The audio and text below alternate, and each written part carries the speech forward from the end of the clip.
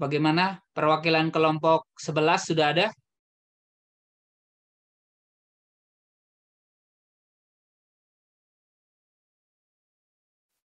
Halo?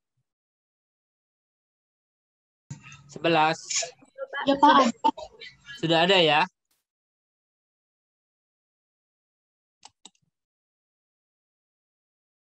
Perwakilan kelompok 11 sudah ada ya?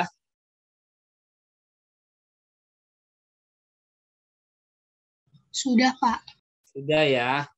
Baik, mungkin kita tunggu sampai peserta 80 orang. Masih sekarang posisi 61.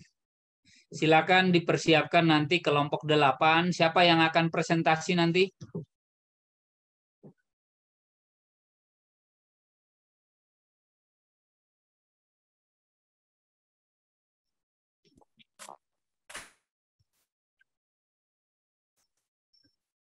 Tadi sudah ada perwakilan kelompok 8.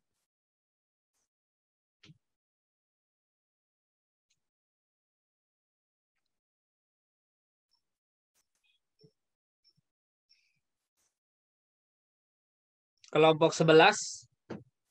Siapa yang akan presentasi nanti?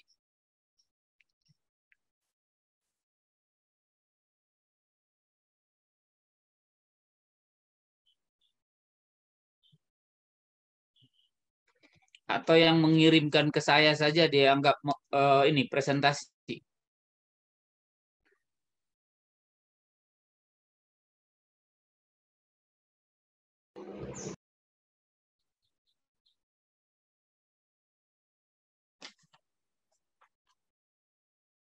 Halo, kelompok 8 sudah siap? Ya Pak. Siap ya? 11. Ya Pak, saya Pak. Oke, sudah ada ya. Baiklah, saudara sekalian. Selamat pagi semuanya. Sambil menunggu peserta 80 orang, hari ini kita akan kuliah pokok bahasan pertama, memahami masyarakat secara sosiologis. Minggu lalu, setelah penjelasan kontrak kuliah, sudah kami sampaikan bahwa belajar sosiologi itu atau ilmu sosiologi itu ilmu tentang masyarakat. Jadi kalau hanya memahami individu saja, wah itu di luar sosiologi. Tetapi ketika individu versus individu, itulah yang dibahas dalam sosiologi.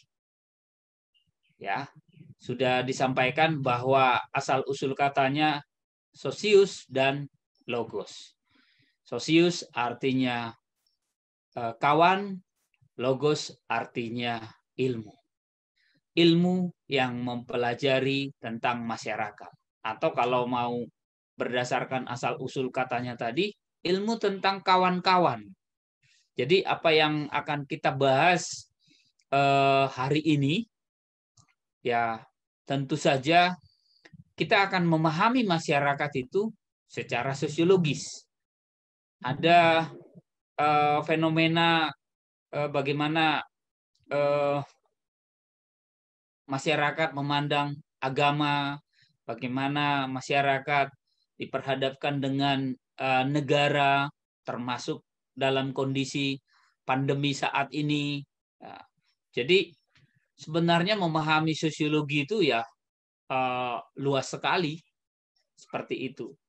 Kalau Böhm menyatakan kalau kita nanti mengutip 5 dimensi itu, melihat dalam 5 dimensi ini akan membuat hidup manusia menjadi lebih panjang dan lebih baik. Wah, jadi luar biasa ini ketika kita bisa memahami masyarakat secara sosiologis.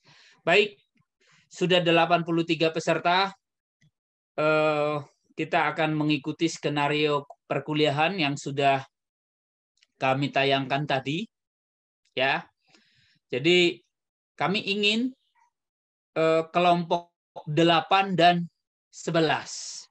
Mengapa 8 dan 11? Tentu ada pertimbangan dari kami, dan kelompok-kelompok yang lain akan kebagian di tugas yang lainnya, utamanya tugas terstruktur. Karena kalau tugas seperti ini, tidak semua pokok bahasan ada tugas mingguannya. Mungkin saudara juga relatif kaget juga. Ini ada tugas presentasi seperti itu. Namun semuanya untuk pencapaian kompetensi yang lebih baik. Baik, kepada kelompok 8 yang sudah bersiap-siap, silakan presentasi. Anda boleh share screen. Silakan.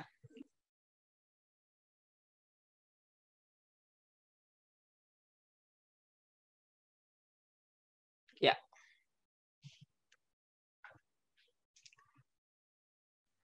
Ini bisa langsung dimulai aja, Pak? Bisa. Silakan. Oke, baik, Pak. Sebelumnya, selamat pagi semuanya.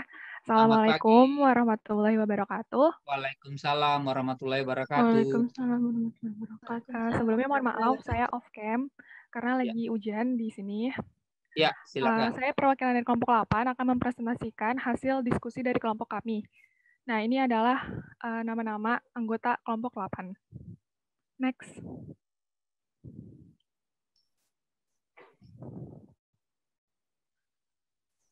Oke, jadi yang di video 1 itu adalah tentang agama dan wabah penyakit. Jadi pandemi COVID-19 ini kan sudah melanda Indonesia hampir 1 tahun lamanya. Dan itu tuh menyebabkan semua kegiatan interaksi fisik itu terbatas. Salah satunya adalah ibadah. Nah, fenomena sosial ini tuh nggak banyak, awal-awalnya tuh nggak banyak orang yang percaya bahwa virus ini tuh ada gitu. Dan orang-orang yang beribadah itu tetap melaksanakan ibadahnya secara berkumpul dengan alasan ada Tuhan Yang Maha Esa yang senantiasa melindungi umatnya. Salah satunya yaitu ada Ijtima Ulama Dunia Zona Asia yang berada di Goa. Mereka melakukan perkumpulan gitu. Dan contoh lainnya itu ada di sidang Sinode GPIB di Bogor yang menjadi contoh lainnya. Sebenarnya dampak dari itu tuh sangat besar gitu, yaitu mereka menjadi klaster terbesar yang ada di Indonesia. Tidak hanya di Indonesia, ternyata kejadian ini juga terjadi di luar negeri, seperti di Malaysia dan di Korea Selatan. Dari kasus-kasus tersebut memperlihatkan bahwa agama itu seolah menantang ancaman wabah COVID-19. Padahal esensi dari beribadah itu adalah hubungan kita dengan Tuhan, bukan bagaimana semakin banyak orang berkumpul, maka semakin banyak orang tersebut dekat dengan Tuhan. Nah, pada saat inilah, saat pandemi COVID-19 ini tuh keimanan seseorang hamba diuji. Bukan dari kumpulan masanya yang banyak gitu untuk melawan ibadah, tapi dari doa-doanya kepada Tuhan. Karena percuma saja ketika mereka berkumpul untuk beribadah, tapi jika niatnya tidak beribadah atau tidak dari hati, ya sama saja. Dan makanya diperlukan itu sikap yang bijaksana dalam beribadah di masa pandemi ini. Next, ke video yang kedua. Oke, jadi di video kedua ini membicarakan tentang negara wabah dan krisis pangan gitu. Di negara Indonesia itu saat ini sedang dilanda pandemi COVID-19 yang sangat berdampak di berbagai faktor. Salah satunya itu krisis pangan. Dan yang paling merasakan dampaknya itu adalah para petani gitu. Jadi padahal dilihat dari kondisi geografisnya, Indonesia itu kan merupakan negara agraris, negara pertanian yang harusnya memiliki sumber daya pangan yang melimpah gitu. Yang kita tuh dapat memberdayakannya dengan semaksimal mungkin. Tapi justru lahan tempat bertani semakin sempit setiap harinya gitu. Padahal kebutuhan pangan di masa pandemi itu sangat tinggi. Hal tersebut itu disebabkan karena pembangunan infrastruktur, industri, dan tambang batu bara gitu. Yang pemerintah sendiri yang membuatnya. Sehingga lahan yang harusnya dijadikan untuk menghasilkan bahan pangan itu semakin berkurang dan para petani juga kehilangan profesinya gitu. Ada baiknya sih pemerintah memberikan kesempatan kepada petani untuk memperluas lahan pertaniannya gitu dan mengecilkan impor pangan demi terwujudnya ketahanan dan kedaulatan pangan nasional.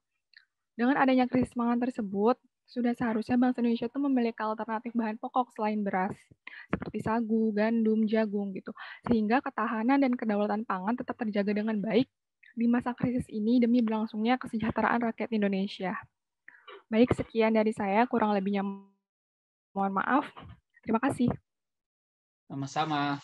Baik, terima kasih kepada Saudari Luki yang sudah mempresentasikan mewakili kelompok 8. Selanjutnya kami persilakan kelompok 11.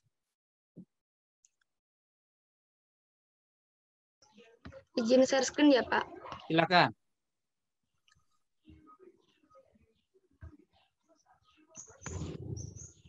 Apakah sudah terlihat share screen saya? Iya, sudah. Saya awali. Assalamualaikum warahmatullahi wabarakatuh. Waalaikumsalam warahmatullahi wabarakatuh. Selamat pagi Bapak dan teman-teman kelas SS04. Iya. Di sini saya perwakilan dari kelompok 11 akan mempresentasikan hasil diskusi kami tentang 2 video yang ada di course. Berikut nama-nama dari kelompok 11. Next. Video yang pertama yaitu terkait agama dan wabah penyakit. Seperti yang kita tahu bahwa saat ini seluruh dunia sedang dilanda kecemasan dengan merebaknya pandemi. Dari Cynthia, itu slide-nya belum berubah. Mungkin enable editing dulu. Bentar, Pak. Ya.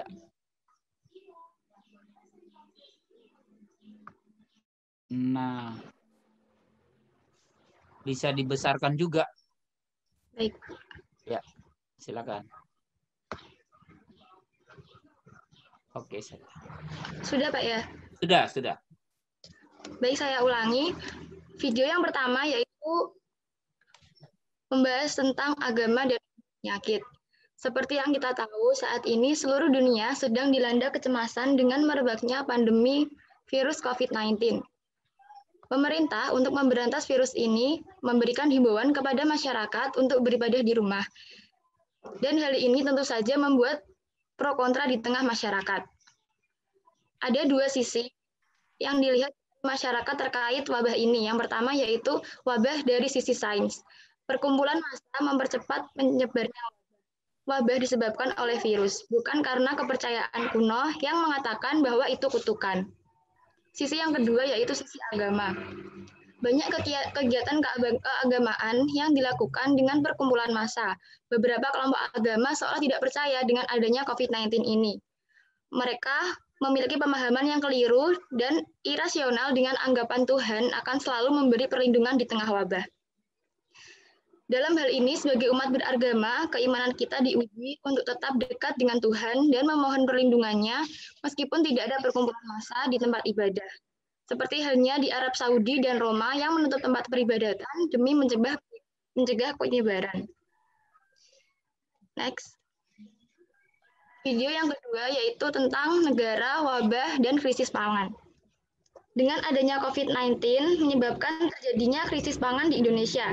Banyak sekali lahan-lahan pertanian yang dialihfungsikan menjadi kebun sawit, tambang, dan lain-lain. Dan saat pandemi COVID-19, hobi menanam yang dilakukan penduduk kota di tengah krisis pangan menjadi hobi. Dan bisa menjadi membantu ketahanan pangan setidaknya pada tingkat keluarga. Namun di pedesaan, menanam merupakan sebuah profesi untuk para petani. Ketahanan pangan memiliki pengertian, yaitu tersedianya pangan yang berasal dari impor ataupun dalam negeri. Sedangkan kedaulatan pangan tidak hanya pemenuhan kebutuhan pangan saja, namun juga memperhatikan nasib para petani. Fenomena impor pangan setiap tahun menjadi ironi di negara agraris seperti Indonesia. Hal ini terjadi karena setiap tahun Indonesia kehilangan 200.000 hektar lahan pertanian akibat dari penggusuran dan pembangunan infrastruktur. Salah satu kasus agraria ini terjadi di Kulon Progo, ketika lahan pertanian digusur dan dijadikan bandara. Kemudian ada lagi di Indonesia. Di Indonesia merupakan negara agraris, maksudnya negara yang berpegang teguh pada pertanian untuk keberlangsungan. Problematika yang terjadi di negara kita, yaitu hilangnya beribu-ribu hektar lahan pertanian yang membuat petani semakin cemas akan krisis pangan pada beberapa tahun yang akan datang. Krisis pangan yang terjadi seharusnya mendorong petani mendapatkan haknya untuk memanen tani dengan rasa aman. Namun ketika mereka menyerukan suara kepada pemerintah hanya menyiapkan ketahanan pangan dalam menghadapi wabah. Mereka justru pemerintah untuk fokus menyiapkan ketahanan pangan dalam menghadapi wabah. Mereka justru intimidasi. Kemudian tentang batu bara. Batu bara dapat mengancam para petani dan kedaulatan pangan di Indonesia. Pertambangan ini memberikan imbas kepada masyarakat berupa lumpuh akibat kegiatan tambang. Selain itu, sawah menjadi rusak. Program pemerintah yang berambis untuk mencetak sawah 1,2 juta hektar di Papua berujung dengan pengembangan sawah milik perusahaan dan masyarakat hanya menjadi buruh. Demikian yang dapat saya sampaikan, kurang lebihnya mohon maaf. Wassalamualaikum warahmatullahi wabarakatuh.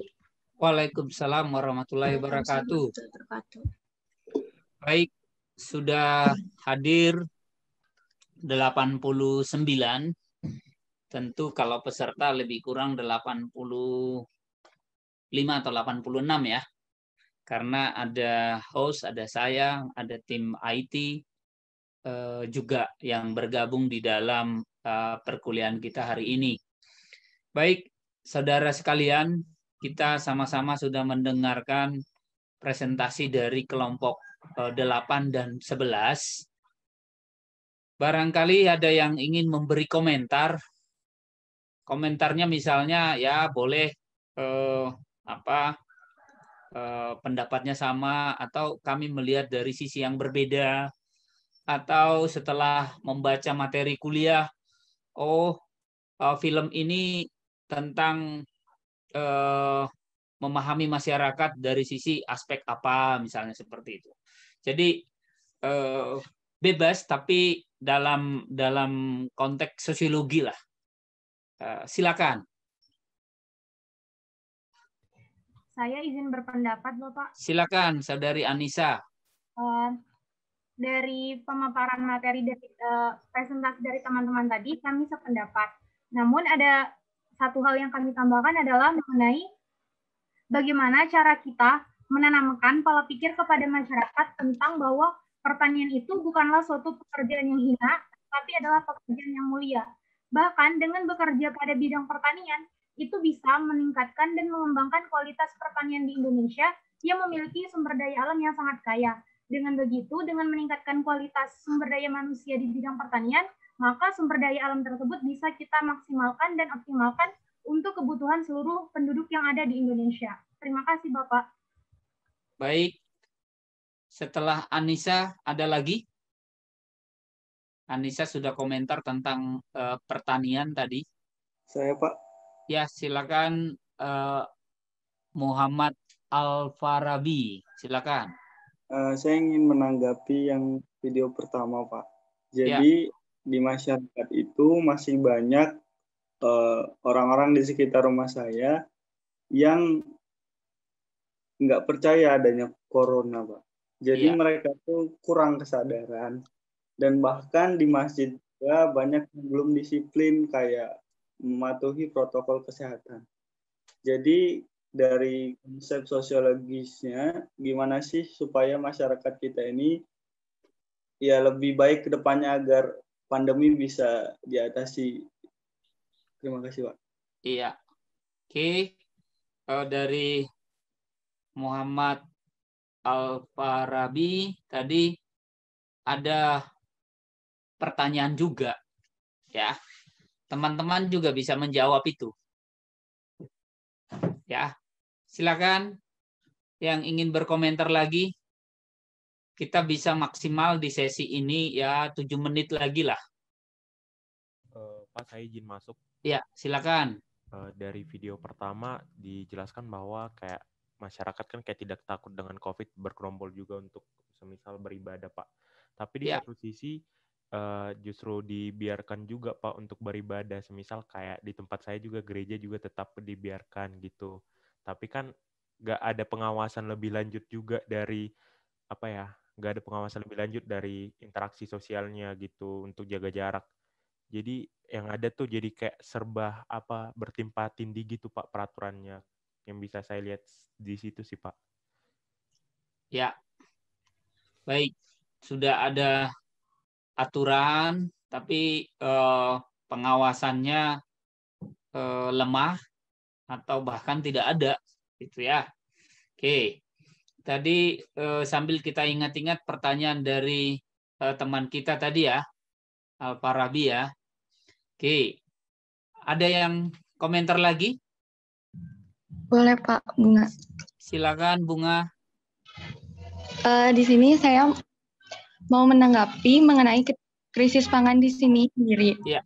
Di mana sebenarnya yang sudah dijelaskan oleh teman kita memang benar bahwa pertanian di Indonesia itu makin sini makin memburuk akibat dari pandemi. Tapi yang harus digarisbawahi, selain penggusuran lahan infrastruktur juga, ada sebuah fenomena besar yang terjadi di dalam masyarakat kita, bahwa sekarang ini masyarakat, khususnya masyarakat kota, memiliki paradigma bahwa petani itu hanya sebagai hobi. Bertani itu adalah sebagai hobi. Tetapi di daerah pedesaan, petani di desa memiliki paradigma bahwa kita itu bertani untuk kebutuhan hidup. Itulah hal yang menjadi dasar bahwa kita sekarang ini sedang mengalami krisis pangan, di mana lahan pertanian menyempit akibat penggusuran infrastruktur, sedangkan paradigma penduduk Indonesia mengenai kebutuhan pangan itu menjadi berubah. Seperti itu, Pak. Oke, baik. Setelah Bunga ada lagi?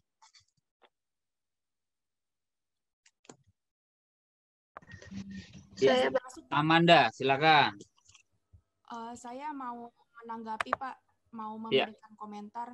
Sebenarnya kalau dari yang video kedua kan ada pembangunan jalan tol atau bandara, itu menurut saya ada sisi positifnya seperti memberikan efek multiplier dalam jangka waktu ke depan. Nanti daerah tersebut akan maju seperti Jakarta gitu. Tapi bagaimana pemerintah memperbaiki lahan yang sudah dirusaki dan merangkul para petani agar mereka tetap bisa bertani sesukanya, seperti memperbaiki lahan atau membersihkan lumpur yang seperti sudah ada di video sebelumnya, Pak.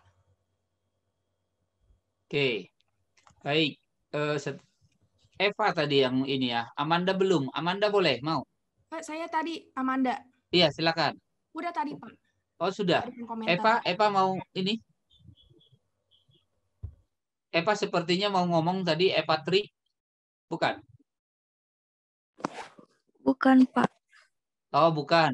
Oh, ada ini kali ya. Baik. Cynthia? Ya, saya izin menjawab dari pertanyaan Al-Farabi tadi, Pak. Oke, silakan Cynthia. Jadi, caranya agar masyarakat tetap mematuhi protokol kesehatan dalam beribadah atau tetap di rumah saja, yaitu yang pertama, pemerintah harus lebih memberikan peraturan yang sangat ketat sehingga masyarakat menjadi lebih takut atau bisa mengerti aturan tersebut sehingga di rumah saja. Yang kedua, kita sebagai mahasiswa memiliki peran agar memberitahu dan memberikan pemahaman kepada orang-orang di sekitar kita seperti keluarga, kerabat, saudara, dan tetangga, memberikan pemahaman untuk lebih meningkatkan protokol kesehatan guna untuk mencegah virus agar tidak tersebar. Gitu, Pak. Terima kasih. Oke. Luki mau memberi jawaban juga? Iya boleh Pak, izin menambahkan aja Pak. Jadi sebenarnya untuk yang COVID ini, pemerintah tuh harus sebenarnya lebih tegas lagi terhadap regulasinya gitu, supaya regulasinya itu nggak membingungkan. Karena kalau kita lihat sekarang tuh orang beribadah tidak diperbolehkan, tapi banyak dari kita yang melihat bahwa banyak artis, banyak selebgram yang jalan-jalan ke luar negeri, bahkan keluar kota tidak mematuhi protokol kesehatan dan menganggap ya udah yang penting saya sudah swab gitu kan. Jadi sebenarnya pemerintah, balik lagi sih, pemerintah harus lebih tegas lagi terhadap regulasinya supaya tidak membingungkan gitu. Karena menurut saya regulasinya itu lebih condong kepada orang-orang yang lebih punya duit untuk bisa swab.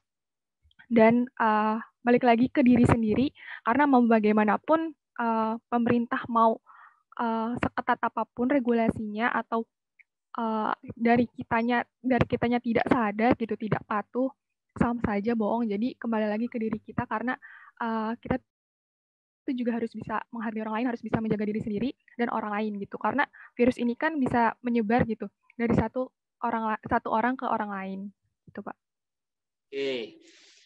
Baik.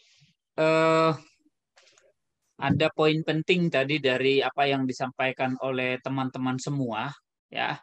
Kita berbicara regulasi, kita berbicara ada aktor, kita sudah menyebut-nyebut aktor-aktor tadi. Ada yang mau melihat dari sisi sosiologi, wah ini saya sudah membaca materi nih Pak. Sosiologi itu kan, wah, tindakan aktor-aktor. Siapa saja aktor di dalam film tersebut, gitu. Ada yang mau komentar?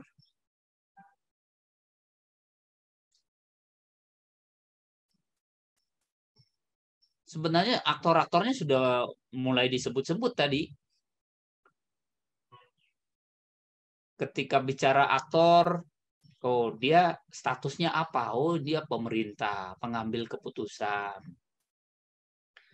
Perannya apa? Gitu. Ketika aktornya masyarakat, statusnya apa? Nah, perannya apa? Gitu. Itu bisa dilihat juga. Gitu. Atau mau kita kuliah dulu? Kalau ada yang sudah membaca materi, wah saya akan sangat terbantu juga ini. Ada yang mau mencoba menganalisis? Kalau tadi kan kita masih berdasarkan pemikiran logis saja, gitu. Bapak, Ras izin menambahkan. Ya, silakan. Kalau dari sisi sosiologi itu kan tadi yang Bapak tanya peran-peran, itu banyak banget peran-peran yang terjadi di COVID-19 ini. Salah satunya pemerintah yang tadi Bapak sebut. Terus peran pemerintah yang harusnya mengajak para ulama dan pemuka agama untuk berperan aktif gitu, untuk menghimbau umat-umatnya agar melaksanakan protokol, terus mungkin beribadah dari rumah gitu. Itu harus lebih ditekankan gitu oleh pemerintah kepada para pemuka agama. Terus juga selain itu para medis juga berperan penting gitu di wabah COVID-19 ini. Juga yang paling penting adalah tadi yang sudah disebutkan oleh teman-teman, peran keluarga dan kita sebagai mahasiswa untuk menghimbau orang-orang di sekitar kita gitu. Karena kalau pemerintah semua itu mungkin tidak tercapai ke lingkup-lingkup yang kecil seperti keluarga, rumah tangga, RT, RW, itu kan kita yang berada di rumah masing-masing yang sadar akan pentingnya protokol kesehatan harus berperan aktif seperti itu, Pak.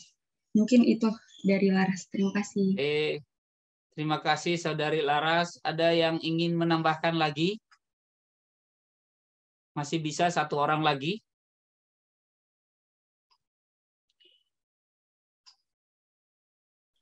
Saya, Pak.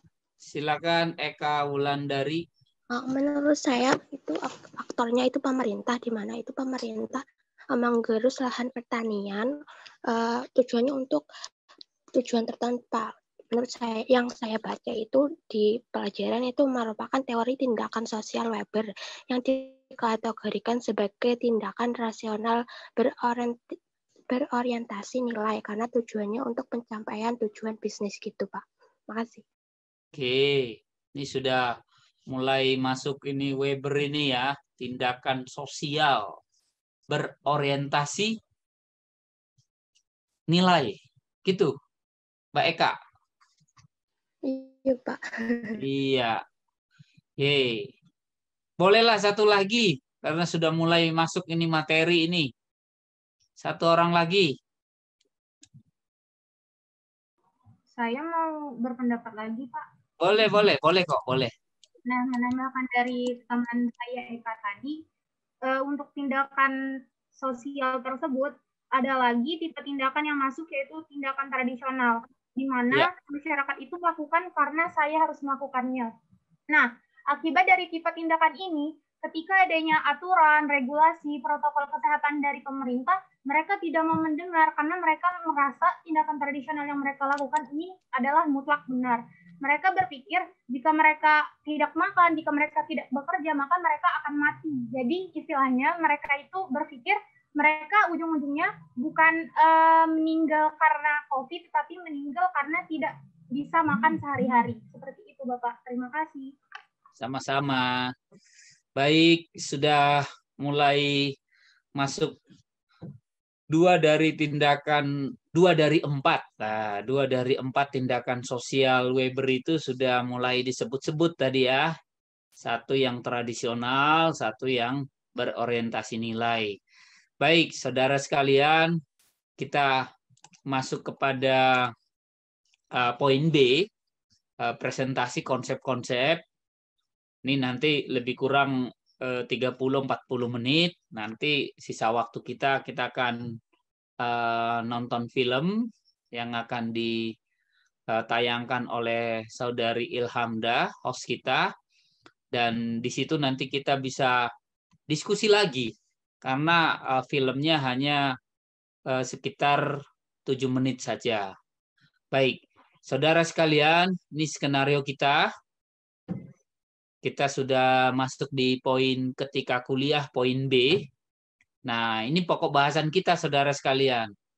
Fenomena sosial terkini dari interaksi sampai dengan perubahan sosial. Konsep-konsep sosiologi dalam memahami masyarakat. Penelitian dan penerapan sosiologi. Nah, terkait dengan fenomena terkini, tadi sebenarnya ketika kita mendiskusikan 2 video tersebut, itu sesungguhnya menjelaskan fenomena sosial terkini, ya. COVID-19 berikut dampak positif, mungkin juga dampak negatif, termasuk perubahan teknologi, itu dapat dikatakan fenomena sosial terkini. Interaksi kita pun berbeda, ya. Idealnya kita hadir di CCR, ya, Common Classroom di IPB University di Darmaga sana, kita tatap muka, tetapi saat ini kita hanya berhadapan dengan layar. Kita bertemu secara virtual. Nah, ada banyak fenomena sosial terkini, namun karena kita mata kuliah sosiologi, karena kita akan melihat dari sudut pandang sosiologi, maka kita idealnya akan sangat bagus ketika kita memahami dulu yang kedua ini. Konsep-konsep sosiologi dalam memahami masyarakat. Konsep itu apa? Itu. Ya itulah alat kita nanti. Itulah pisau analisis kita nanti. Teman kita, siapa tadi? Anissa dan terakhir siapa yang bicara? Laras ya? Bukan. Ya, Anissa. Eka dan Laras. Eva. Eka, Pak. Eka, oke, iya Eka. Eka tadi yang ngomong tradisional gitu ya, Anissa ngomong berorientasi nilai. Nah, mereka menggunakan konsep tindakan sosial dari Weber melihat fenomena terkini, fenomena tadi agama dan pandemi misalnya begitu. Kemudian bagaimana pemerintah memperlakukan lahan misalnya, fenomena yang kita tonton di video kita itu. Kemudian yang ketiga, bagaimana penelitian dan penerapan sosiologi. Nanti kita akan membahas juga di sini bagaimana sebenarnya sosiologi ini bisa berkontribusi apa, ya. Setelah kajian-kajian sosiologi seperti ini, apakah ini bisa membantu menyelesaikan permasalahan bangsa itu. Inilah pokok bahasan kita. Kita akan mulai dari yang pertama, fenomena sosial terkini dari interaksi sampai dengan perubahan sosial. Nah, di sini kita bisa melihat saudara sekalian dari Caron ya. Nah, sosiologi itu berupaya memahami keadaan sosial manusia dengan memusatkan perhatian pada masyarakat, organisasi, kelembagaan, interaksi, dan masalah-masalah sosial. Ya. Gagasan utama dalam sosiologi adalah bahwa umat manusia itu sosial. Perhatikan, diberi cetak tebal di situ, menjadi sosial. Dalam hal ini berarti bahwa proses perkembangannya manusia tergantung pada sesamanya, ya, pada sesamanya organisasi dan masyarakat. Itu dia. Sebentar ya.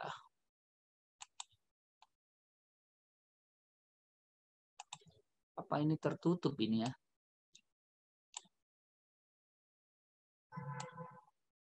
Ah, ini dia.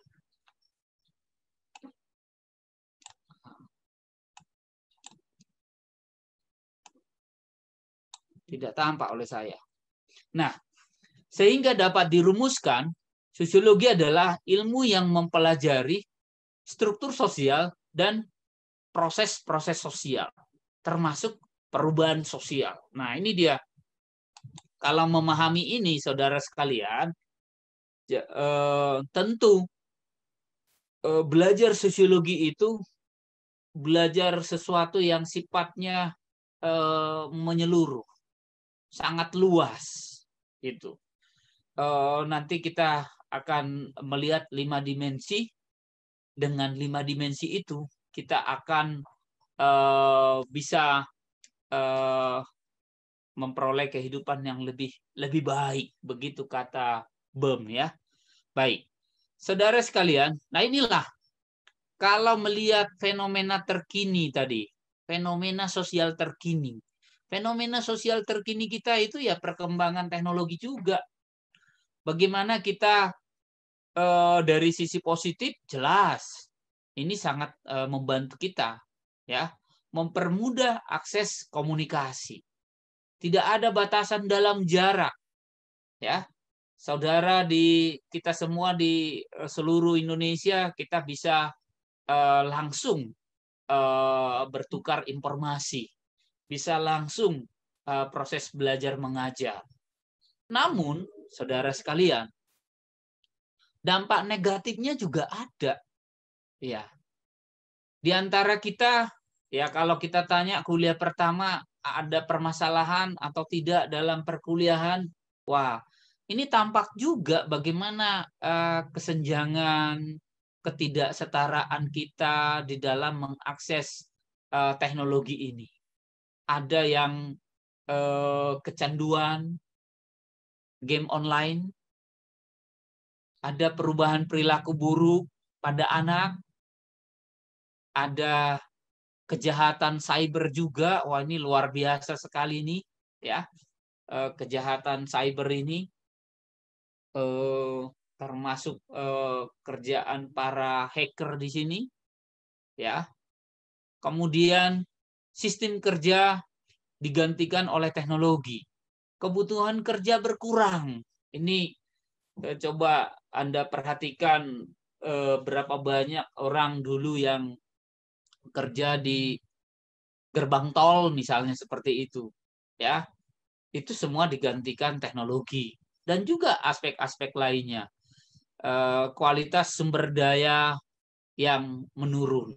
Nah ini, jadi itulah contoh saudara sekalian bagaimana teknologi itu membawa perubahan.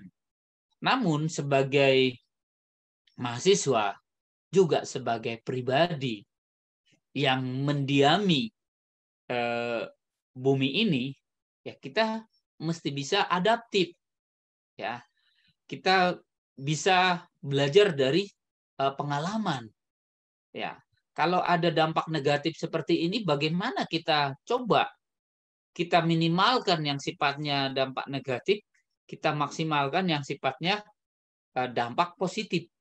Itu tentu akan menjadi lebih baik seperti itu. Nah ini juga dampak pandemi. Tadi kita sudah membahas juga bagaimana masyarakat di sekitar teman-teman juga yang masih kurang mematuhi protokol. Pemerintah juga dikomentari juga tadi tidak ada pengawasan, regulasinya ada tapi tidak diawasi, regulasinya belum mengakomodir kebaikan untuk semua orang. Nah, itu ya. Jadi inilah dampaknya. Pertama adalah lumpuhnya perekonomian, pengangguran meningkat, penurunan daya beli masyarakat, ya, inflasi. Waduh, ini luar biasa ini. Ya. Perubahan dari norma-norma yang berlaku, munculnya rasa curiga antar sesama. Makanya di sini sampai bagaimana orang tereksklusi, ya. Jadi mulai terpinggirkan, mulai ada konflik sosial. Kalau dalam sosiologi nanti kita akan membahas ini adalah proses sosial yang menjauhkan, termasuk munculnya rasa curiga itu, ya, itu juga sudah menjauhkan. Kemudian masyarakat dari kelompok dan pelapisan sosial, ya, lapisan menengah bawah, ini ya itu dia eksklusi tadi, konflik sosial tadi. Nah, termasuk bagaimana peran tokoh masyarakat serta keluarga dalam meminimalisir dampak negatif pandemi. Seperti yang saya sampaikan tadi di sini, dampak positif yang harus kita tingkatkan, dampak negatif yang harus kita minimalisir, sebagaimana dinyatakan di dalam slide ini. Baik, saudara sekalian, inilah bisa dikatakan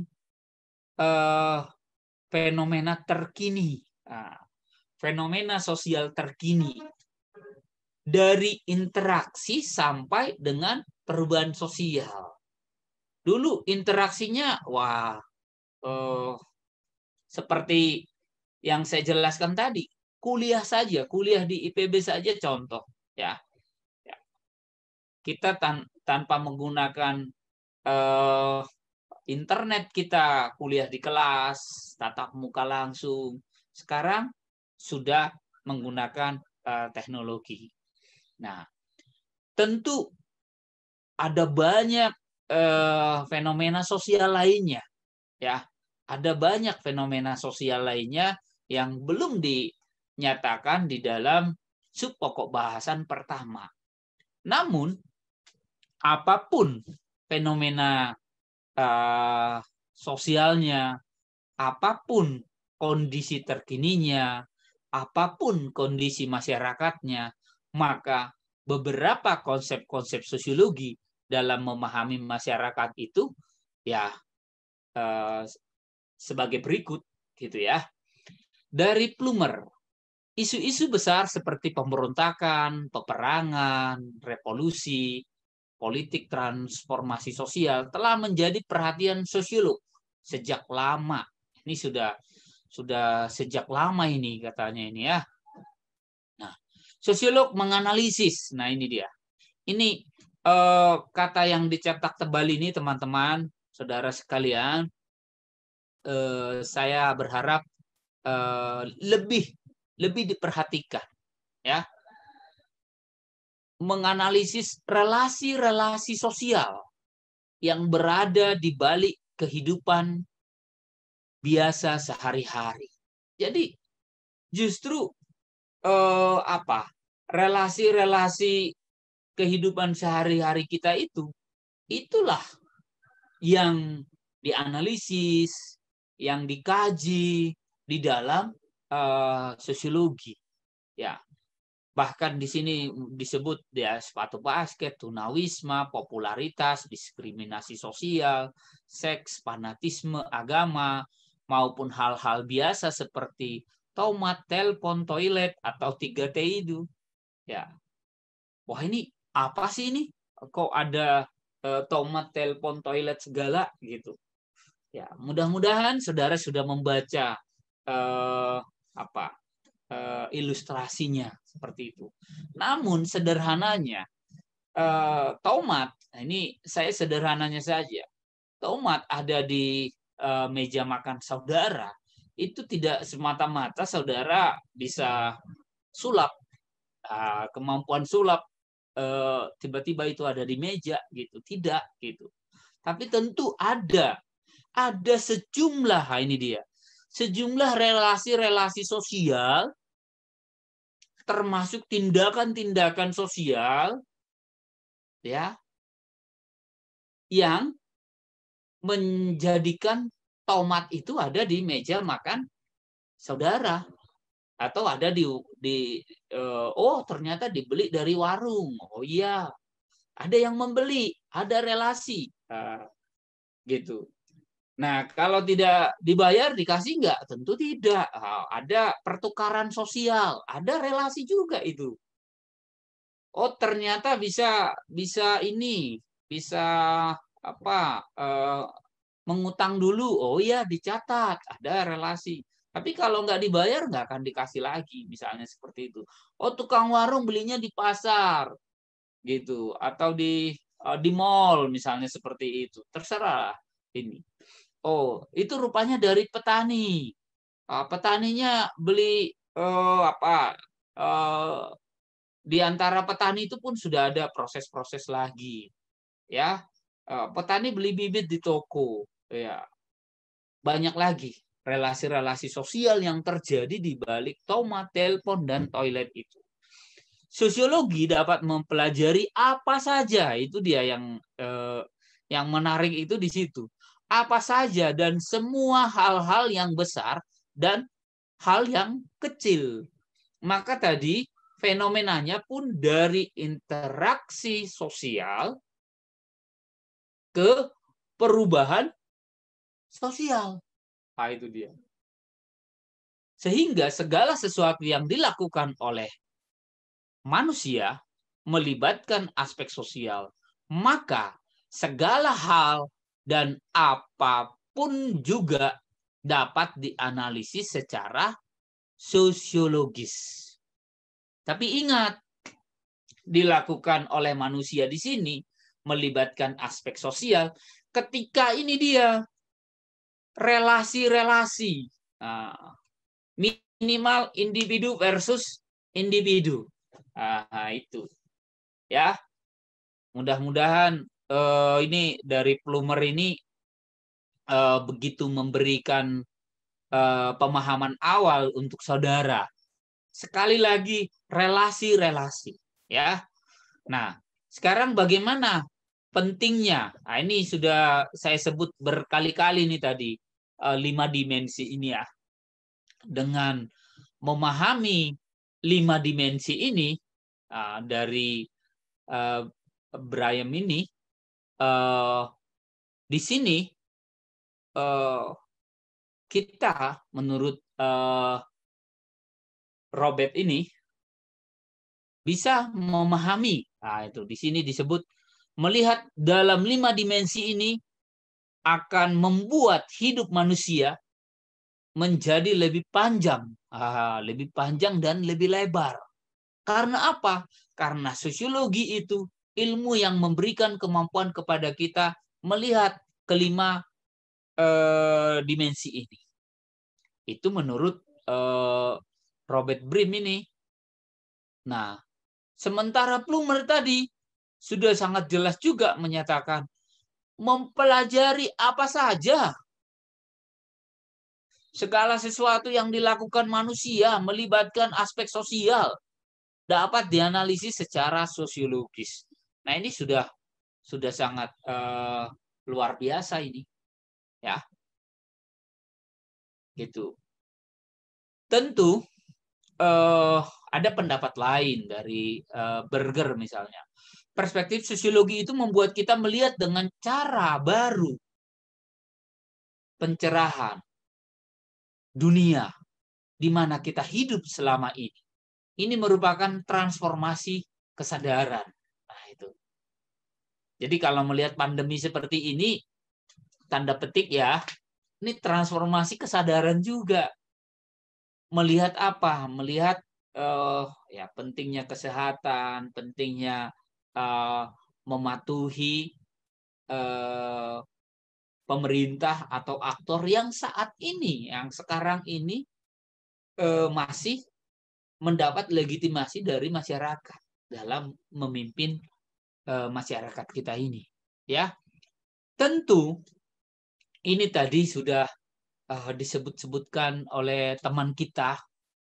Kesadaran itu sendiri sangat penting bagi kehidupan manusia, merupakan kondisi bagi kebebasan. Nah, di sini penekanannya apa sebenarnya? Diri sendiri, saudara sekalian. Ya, tadi Lucy, Gilang, dan kawan-kawan tadi sudah memberi komentar, termasuk siapa tadi, Cynthia juga gitu. Ya, memang perubahan itu ya diri sendiri. Ya, itu yang harus kita tekankan. Meskipun ada pihak lain seperti pemerintah yang mendapat tugas untuk itu. Demikian juga nih kalau dicontohkan tadi sepatu basket tadi dicontohkan di atas sini kan tomat ya. Tapi ya sepatu basket itu juga seperti itu. Tidak mungkin itu. Tidak mungkin sepatu itu bisa langsung Anda ada di depan Anda pakai gitu. Ada banyak orang yang bekerja keras, bahkan membuat bagian-bagiannya pun itu spesialisasi ya, khusus tapaknya, khusus ikat sepatunya, itu ada sejumlah orang yang bekerja juga secara mungkin spesialisasinya ada. Suka atau tidak, Anda adalah bagian dari masyarakat. Dan tindakan Anda, sepripat apapun kelihatannya, mempunyai konsekuensi terhadap orang-orang lain. Gitu. Termasuk ketika Anda menyendiri seperti saya ini, saya sekarang menyendiri di dalam satu ruangan untuk bisa mengajar. Ada konsekuensinya bagi orang lain gitu. Ya. Artinya ya saya untuk saat ini tidak bisa diganggu dulu oleh keluarga seperti itu. Itulah saudara sekalian sosiologi itu. Dan ketika kita memahami ini dan konsekuensinya terhadap orang lain, itulah sesungguhnya inti dari perspektif individual dari Max Weber ini, ya. Karena termasuk konsekuensinya seperti itu.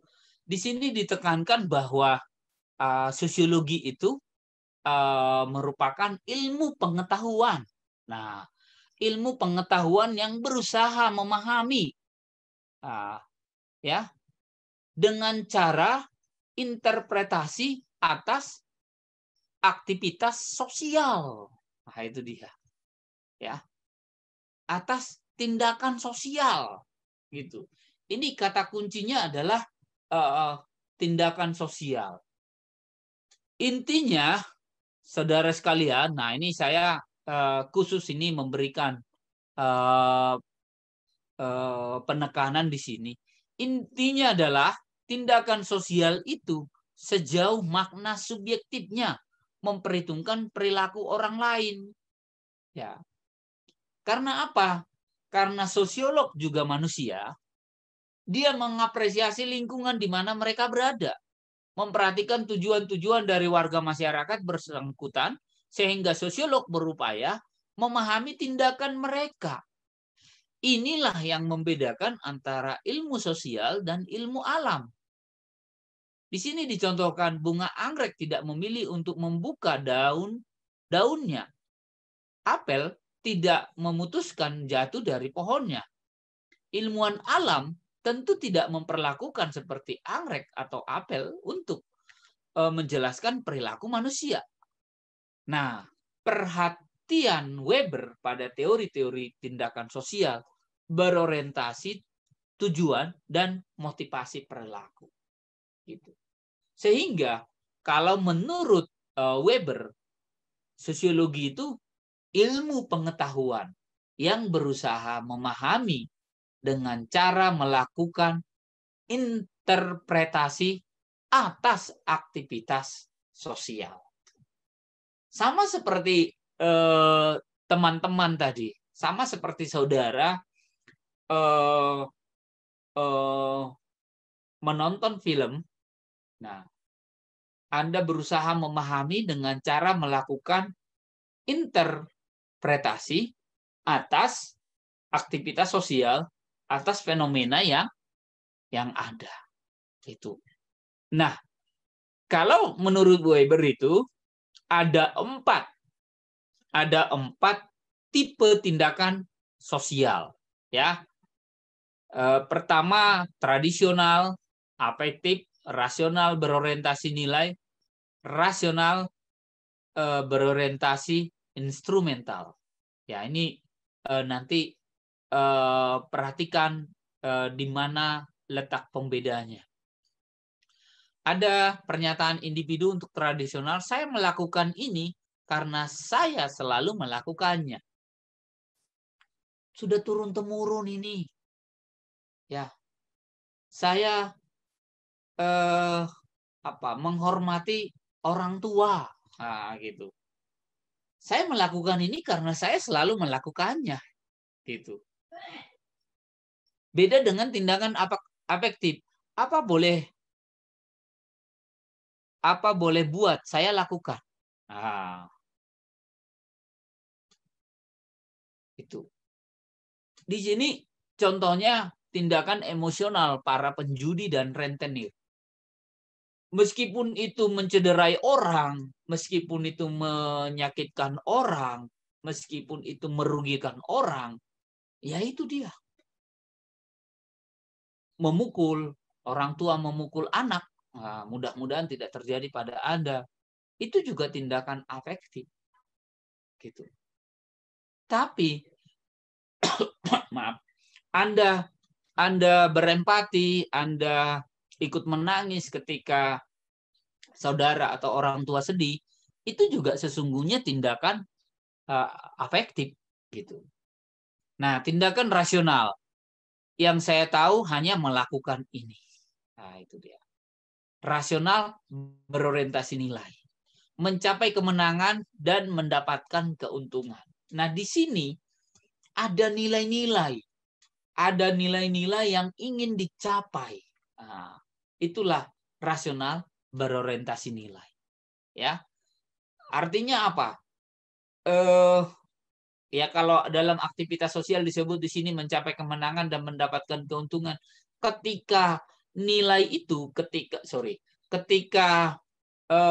aktivitas itu dilakukan, maka ada capaiannya itu ya kemenangan, itu menguntungkan. Beda dengan yang rasional berorientasi instrumental. Tindakan ini paling efisien untuk mencapai tujuan, dan inilah cara terbaik untuk mencapainya. Nah, ini di sini motif-motif efisiensi, motif pencapaian tujuan. Ketika saya tanya Anda, siapa yang ingin menjadi sarjana dari IPB? Tentu semua akan tunjuk tangan. Nah, itu contoh apa? Contoh tindakan rasional berorientasi instrumental. Di sini relatif tidak ada yang rahasia. Wah, nggak masalah Pak Martua, saya tahu bahwa saya ingin menjadi sarjana dari IPB. Gitu. Tapi kalau berorientasi nilai ini, yang saya tahu hanya melakukan ini sifatnya agak tersembunyi ini. Ya. Artinya orang lain tidak perlu tahu pun tidak masalah. Tetapi dengan melakukan itu, maka saya akan mencapai kemenangan dan mendapatkan keuntungan. Misalnya ketika saya tanya, kalau Anda sudah jadi sarjana dari IPB, yang nomor 4 tindakan rasional instrumental tercapai gitu, Anda mau melakukan apa? Oh, saya akan bekerja di perusahaan. Kalau Anda sudah sukses, Anda mau lakukan apa? Dan sebagainya. Pada akhirnya hanya Anda yang tahu. Itulah orientasi nilai itu. Kemenangan dan keuntungan itu ya sifatnya dari diri Anda. Itu kira-kira pembedanya supaya Anda paham. Makanya saya contohkan tadi menjadi sarjana, semua orang tahu, tapi berorientasi nilai, ya itu relatif hanya Anda yang tahu. Ya, setelah jadi sarjana mau apa? Nah, itu digali lagi. Nah, itu rasional berorientasi nilai. Gitu. Kemudian ada perspektif struktur. Nah, ini masih akan kita bahas nanti perspektif struktur. Ketika kita membahas individu tadi, pasti akan diperhadapkan pada apa? Pada individu lain. Ketika sudah diperhadapkan pada individu lain, maka di sini sebenarnya sudah terjadi struktur. Gitu. Saat ini saya dosen Anda. Ada struktur di antara kita. Ya. Anda aktor, saya aktor. Tapi ketika sudah diperhadapkan pada 2 orang atau lebih, itu sudah bisa melihat struktur. Oh, ini posisi kelasnya kalau dari Marx ini misalnya posisi kelasnya ini. Ini posisi kelasnya lebih bawah, misalnya seperti itu. Ya. Seperti itu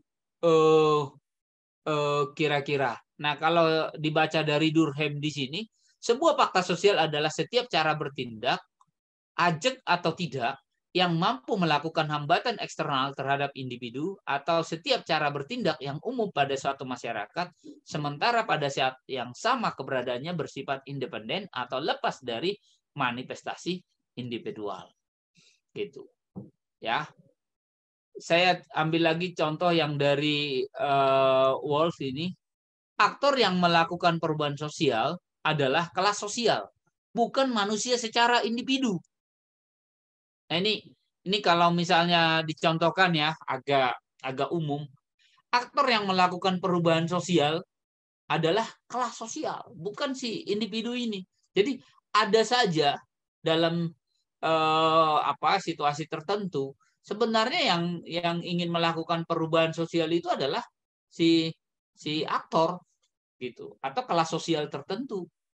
Ya, bukan si individunya gitu.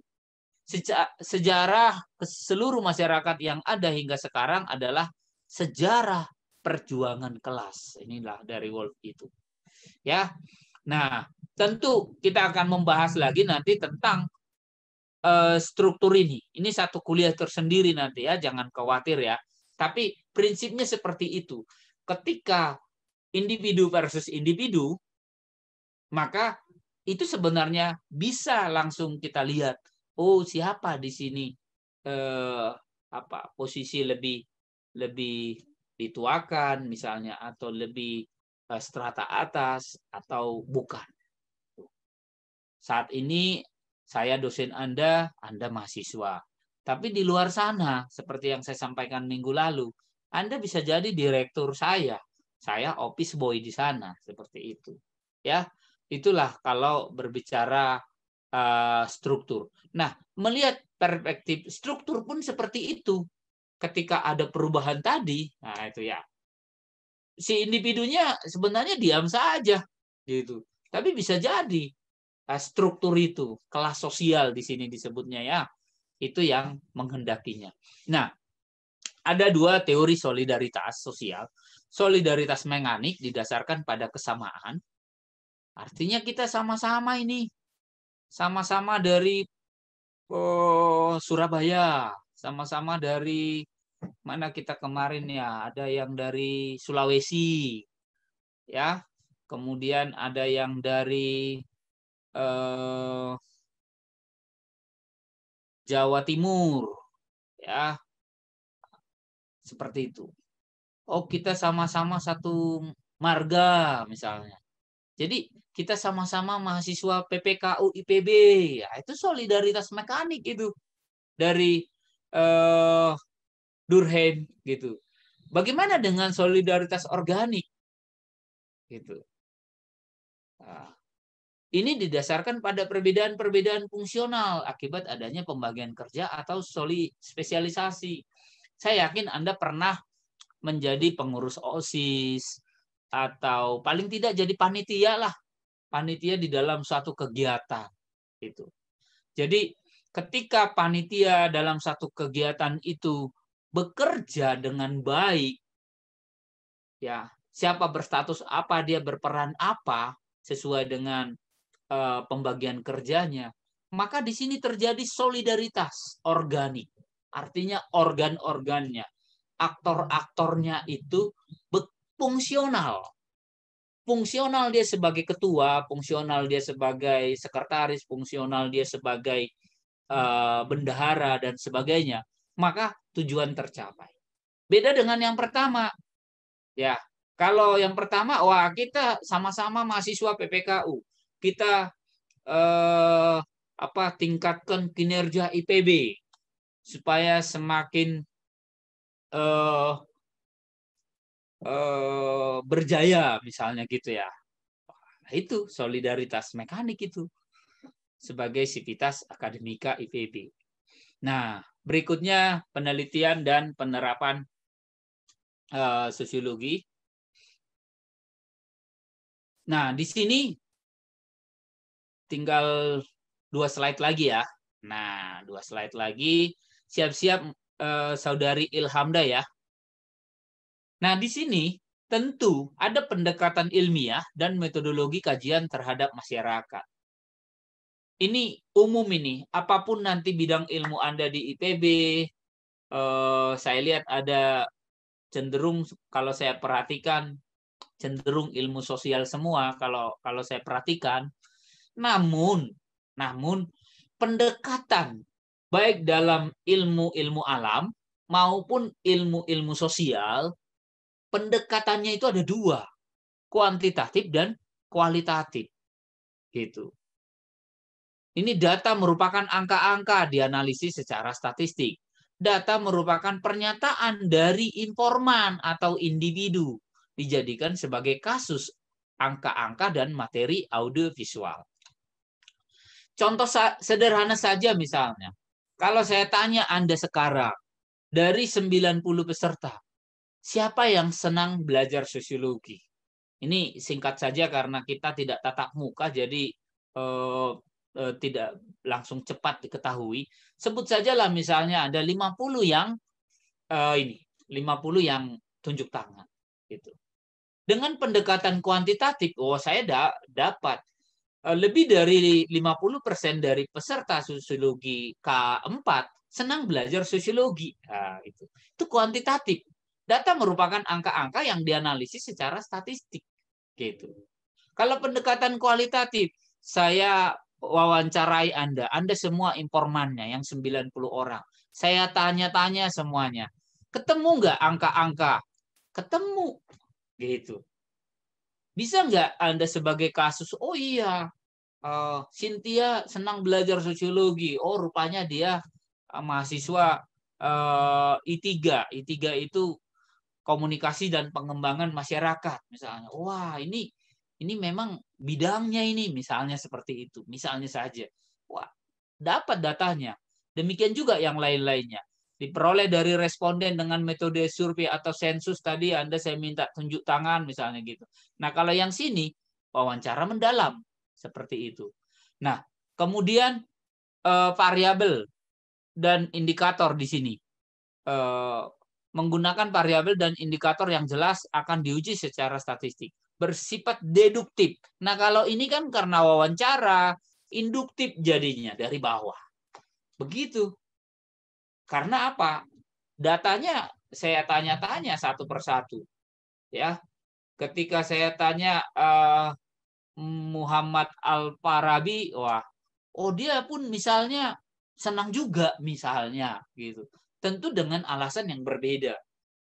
Atau siapa tadi Gading misalnya saya tanya, bisa jadi juga dia tidak senang dengan alasan yang berbeda. Wah, itu pelajaran yang paling tidak saya sukai waktu SLTA itu, Pak.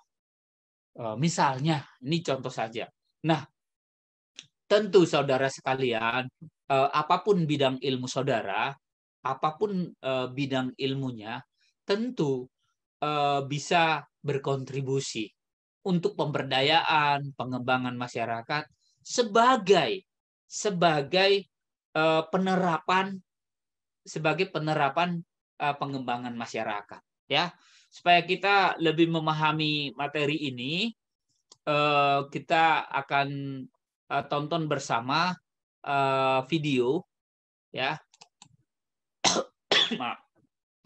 Video yang akan ditayangkan oleh saudari Ilhamdah. Saya persilakan, Ilhamdah.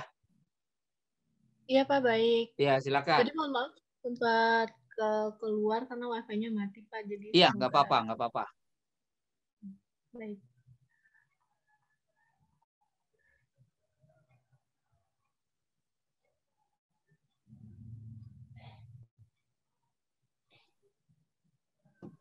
Apakah sudah terlihat, Pak? Belum, sebentar. Masih belum.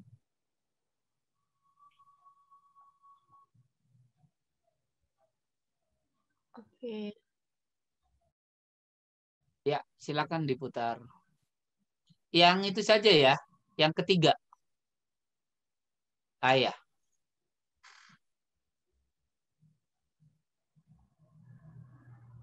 Usaha mikro, kecil dan menengah menjadi ujung tombak pemerintah dalam mendorong Indonesia. Ada sekitar 60 juta pelaku UMKM yang mampu menyerap lebih dari 100 juta tenaga kerja. Bahkan UMKM mampu menyerap 60% PDB di tanah air.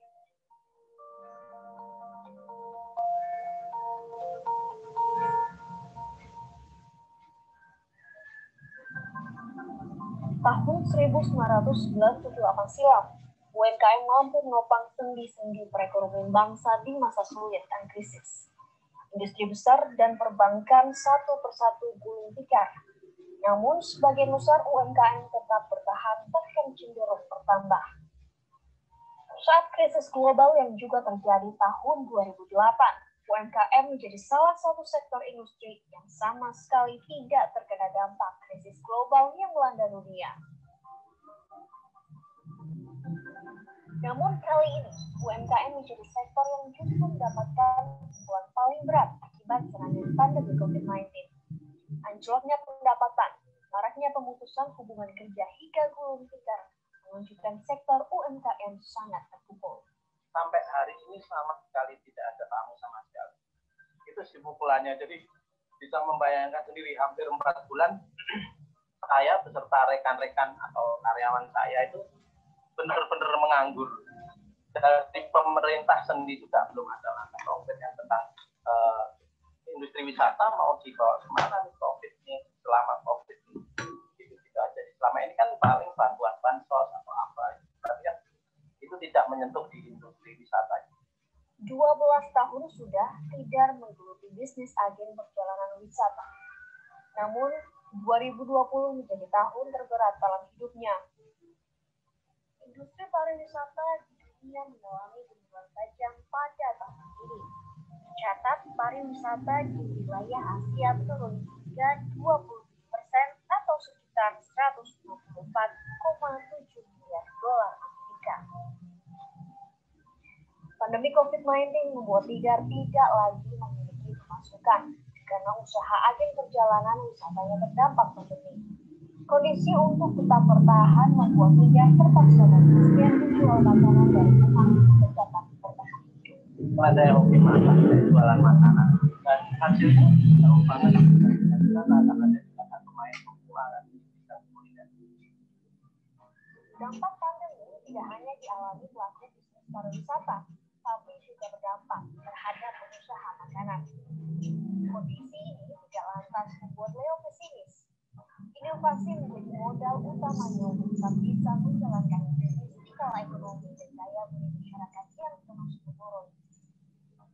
Jujur aja kita sudah punya banyak senjata. Kaget, tapi lebih siap, boleh bilang lebih siap, gitu kan? Dan untungnya, ya puji Tuhan ya kita berbaik dan bahkan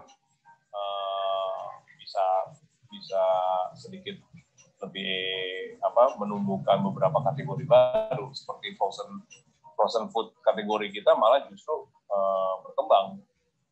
Menteri Koperasi dan UKM Teten Mas Duki mengatakan pemerintah telah menyiapkan strategi untuk mendorong UMKM dan koperasi agar bangkit pasca wabah COVID-19.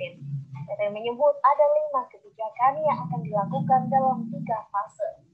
Di antaranya fase survival. Di fase ini, Kementerian Koperasi dan UKM akan membantu para pelaku UMKM dan koperasi yang terdampak pandemi COVID-19 agar dapat bertahan.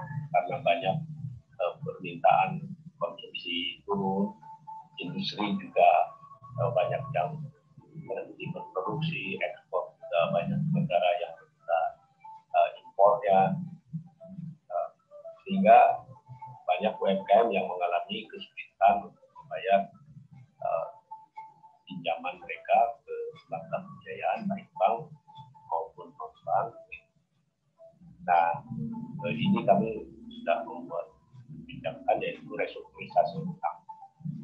Ya, jadi utang cicilan kewajiban mereka ke bank bisa kita bulan, subsidinya di bunga kredit dan di subsidi pemerintah, lalu juga pajak di subsidi pemerintah. Sehingga kita harapkan ini bisa membantu masalah cash flow dari teman-teman UMKM dan koperasi.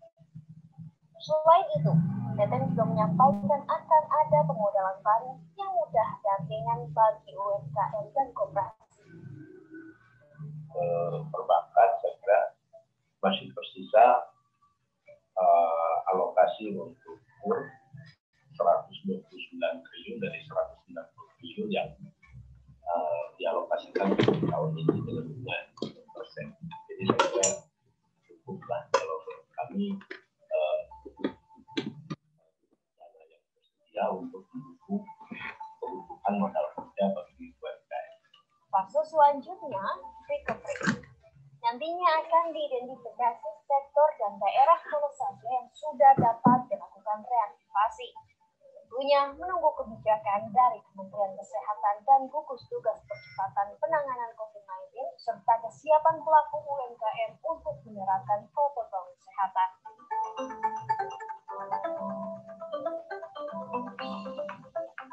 Fase terakhir meningkatkan kemampuan UMKM untuk dapat berkembang, salah satunya melalui digitalisasi UMKM. Dan menyebut dari data Bank Indonesia ada kenaikan penjualan online sebanyak 80% selama pandemi ini. Namun sayangnya, menurut Teten baru ada 13% atau sekitar 8 juta UMKM yang sudah terhubung dengan marketplace digital. Menurutnya, momen saat ini dapat dikatakan tepat untuk mempercepat UMKM go digital. Membangun UMKM digitalisasi itu bukan sekedar apakah dia terhubung dengan market lain, tapi juga bagaimana kemampuan UMKM bisa berbisnis di online.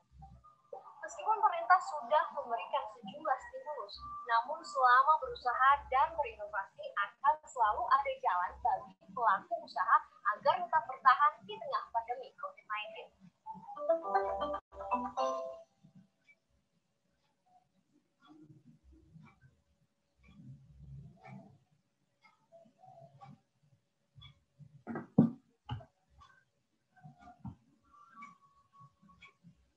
Sudah, Pak.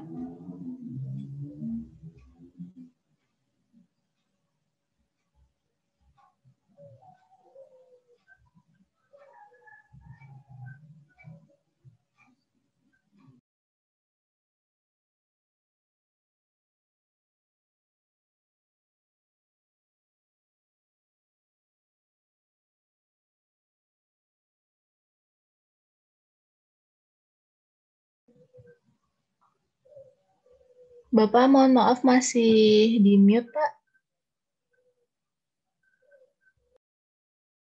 Mute ya, sorry.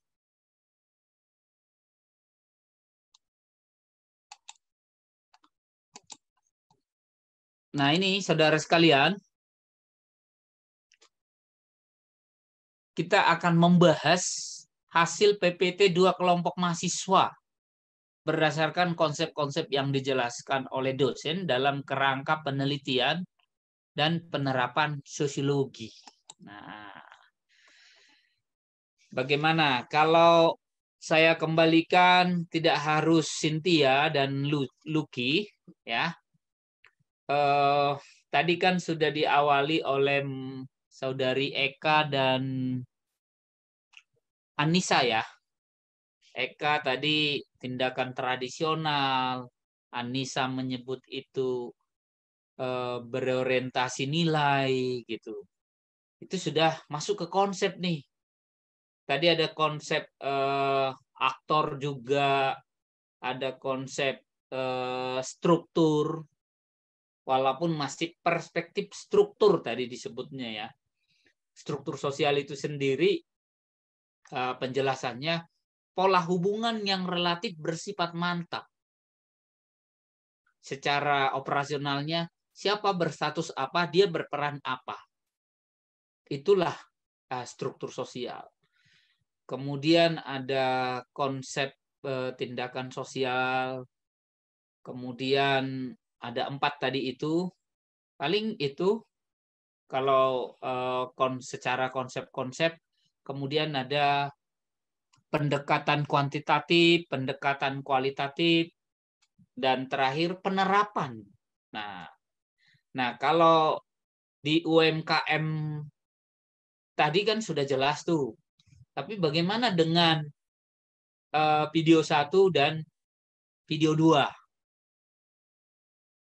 Mungkin Cynthia dan teman-teman kelompoknya atau perwakilan yang lain bisa berkomentar dulu, silakan.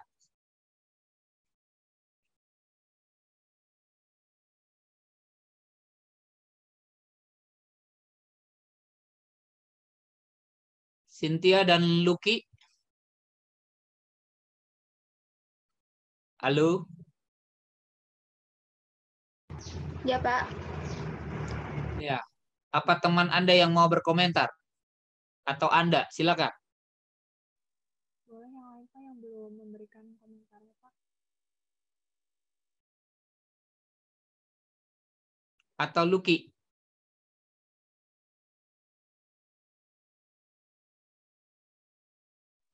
Boleh yang lain, Pak, biar punya kesempatan untuk berkomentar. Silakan.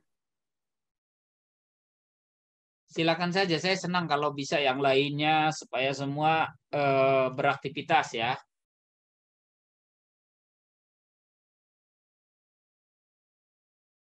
Halo, yang lain? Berpendapatlah. Ya, Pak, izin berkomentar. Oh, silakan. Hana dari kelompok berapa ini? Dari kelompok 11, Pak. Iya, silakan. Jadi menanggapi tadi yang video kedua itu kan Pak, di situ itu banyak menjelaskan mengenai pertentangan antara kedua pihak, antara pemerintah dengan para buruh juga. Nah, di situ dari penjelasan Bapak tadi saya melihat dari perspektif struktur yang dijelaskan oleh Emil Durkheim dan Karl Marx, di mana pertentangan atau konflik antara para buruh dan para kapitalis bukan karena sifat-sifat individu mereka, melainkan kepentingan kedua kelas sosial secara objek yang memang berbeda. Terus dilihat dari tipe tindakannya juga Pak, mungkin sikap eksploitasi dari para pemerintah yang eksploitasi sumber daya alam itu merupakan tindakan rasional berorientasi terhadap nilai gitu, yang mana mereka itu hanya mementingkan bagaimana caranya mencapai kemenangan dan mendapat keuntungan, tapi tidak memperhatikan aspek yang lainnya. Seperti itu Pak. Oke. Baik, saya pikir analisisnya sudah bagus ya. Barangkali ada yang mau menambahkan dari kelompok 8? 11 tadi sudah ya, kelompok 8.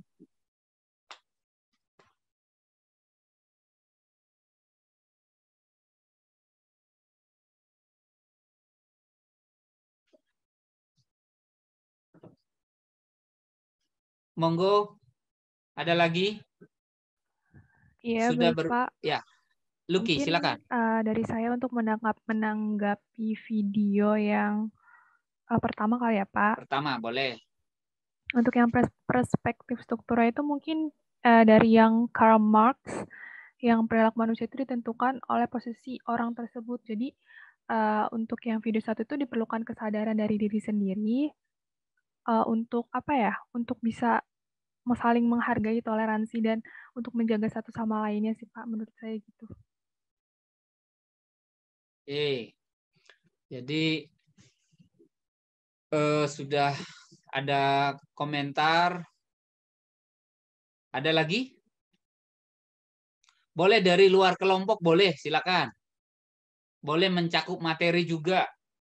Silakan, kita masih ada waktu lebih kurang 13 menit lagi. Bunga, Pak. Bunga, silakan. Buat yang video yang negara wabah itu sama krisis pangan, sebenarnya aktor di sini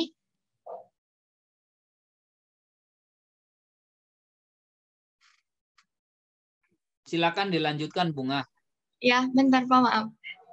Sebenarnya buat yang video negara wabah krisis pangan, sebenarnya aktornya itu ada di pemerintah itu sendiri dan dibarengi oleh warga di sana, di mana hubungannya itu menaiki tindakan nasional berorientasi instrumental, di mana caranya kita bisa menghadapi permasalahan yaitu mengenai krisis pangan dengan tujuan atau secara efisien untuk mengatasi permasalahan tersebut. Sebenarnya yang bisa digarisbawahi yaitu di mana caranya pemerintah dan masyarakat melakukan kerjasama untuk melakukan sebuah tindakan nasional berorientasi instrumental untuk mencapai bahwa tujuan ini kita ini harus bisa kayak menyelesaikan permasalahan mengenai krisis pangan, karena yang paling faktor utama kan masalahnya itu krisis pangan itu sendiri, di mana krisis pangan akan menjulur ke krisis ekonomi. Jadi bagaimana caranya pemerintah dan masyarakat bisa bekerja sama untuk mengatasi hal tersebut, Pak. Oke, baik, itu dari Bunga itu. Gimana, Hana mau komentar? Agak sedikit berbeda tadi, tapi boleh melihat dari sudut pandangnya, silakan. Atau Hana melihatnya pendapat Bunga sama dengan pendapat Hana? Iya Pak, kurang lebih serupa. Kurang lebih serupa, iya. Kalau Bunga tadi lebih pada rasional, instrumental ya. Nah, kalau Hana melihatnya lebih pada berorientasi nilai, gitu. Ya, itu harus, ya silakan. Iya Pak. Kalau saya itu tadi melihat itu orientasi nilai, itu melihat dari segi eksploitasi sumber daya alamnya gitu Pak. Kan itu di situ terjadi pertentangan di mana mungkin buruh juga menyalahkan pemerintah gitu. Kenapa ini lahan-lahan pertanian dijadikan area pertambangan gitu. Sedangkan di wabah seperti sekarang ini kita lebih membutuhkan pangan gitu kan. Apalagi sekarang terjadi krisis pangan. Makanya menurut saya, ini menurut pandangan saya itu pemerintah memiliki tujuan-tujuan tertentu gitu, yang mana itu tidak bersifat umum, yang tidak semua di antara kita itu tahu gitu Pak, tujuan dari pemerintah itu. Seperti itu Pak. Nah, kalau yang bersifat umum itu termasuk apa? Berorientasi instrumental. Begitu ya? Iya. Oke. Baik, ada lagi? Kalau afektif ada nggak di 3 video itu? Sepertinya untuk video yang pertama, Pak. Ya, silakan Anissa. Di bagian mananya afektif di situ?